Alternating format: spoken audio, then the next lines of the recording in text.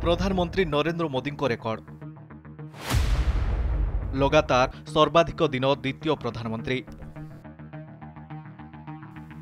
प्रधानमंत्री नरेंद्र मोदी आज एक रेकर्ड करिसेंती। लगातार सर्वाधिक दिन भारतर प्रधानमंत्री रहिबारे पूर्वतन प्रधानमंत्री स्वर्गत इंदिरा गांधी को टपी जाइछंती मोदी। इंदिरा लगातार 4077 दिन प्रधानमंत्री थिले। मोदी लगातार प्रधानमंत्री पदरे रहिबारे आज 4078 दिन पूरण करिछंती। इंदिरा गांधी 1966 जनवरी 24 रु 1977 मार्च 24 पर्यंत लगातार प्रधानमंत्री थिले। नरेंद्र मोदी 2014 मे 26 तारिख रु एपर्यंत लगातार तृतीय थर पई प्रधानमंत्री अछंती।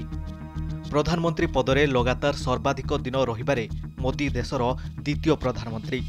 अवश्य इंदिरा गांधी परे पुणी 1980 जनवरी 14 रु 1984 अक्टोबर 31 पर्यंत प्रधानमंत्री थिले।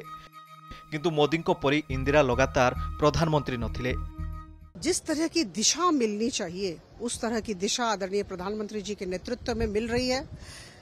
नीतियां कैसे बने, नीतियों का कार्यान्वयन कैसा हो और देश में कैसा माहौल रहे, किस तरह हम इस माहौल में सकारात्मकता लाएं, सबको साथ लेकर कैसे चले, मुझे लगता है हम सबको हमारे नेता आदरणीय प्रधानमंत्री जी से सीखना चाहिए।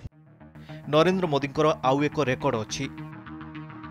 मोदी स्वाधीन भारत में जन्म होइतबा देशर प्रथम प्रधानमंत्री। मोदी अण कांग्रेस दलर सबुठारु अधिक दिन प्रधानमंत्री।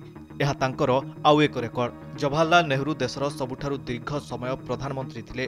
नेहरू कार्यकाल 1947 अगस्ट 15 रु 1964 मे 27 पर्यंत रहितला। नेहरू लगातार 16 वर्ष 286 दिन प्रधानमंत्री थिले। ब्यूरो रिपोर्ट, कनक न्यूज।